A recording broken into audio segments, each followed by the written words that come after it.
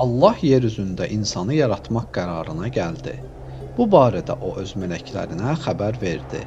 Mələklər isə Allahın insan yaratmaq istəyinin sirrini anlamadılar. Onlar Allaha: Ey Rəbbimiz, insan dünyada qan tökər, günah edər, dedilər. Lakin Allah insanı yaratmaqda qərarlı idi. Allah insanı torpaqdan yaratdı. Adını Adəm qoydu. Allah Adəmə öz ruhundan üfürdü. Adəm görməyə, eşitməyə, yeriməyə və danışmağa başladı. Bununla da o Allahın yaratdığı gözəllikləri görə bildi. Sonra Allah Adəmə yaratdığı hər bir şeyin adını öyrətdi. Adəmi yaratdığı hər bir şeydən üstün etdi və onu cənnətdə məskunlaşdırdı.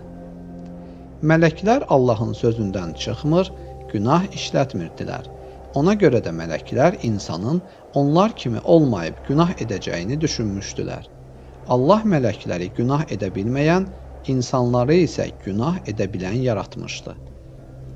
Bir gün Allah mələklərdən yaratdığı varlıqların adlarını soruşdu. Mələklər cavab verə bilmədilər. Adəmdən soruşduqda isə o Allahın ona öyrətdiyi elmlə bütün sualların cavabını verdi. Mələklər hamısı: Ey Rəbbimiz, biz doğrudan da sənin öyrətdiyindən artıq heç bir şey bilmirik, dedilər. Mələklər Allahın insanı nə üçün yaratdığının mənasını artıq anladılar. İnsan elm öyrənəcək və Rəbbinə qulluq edəcəkdir.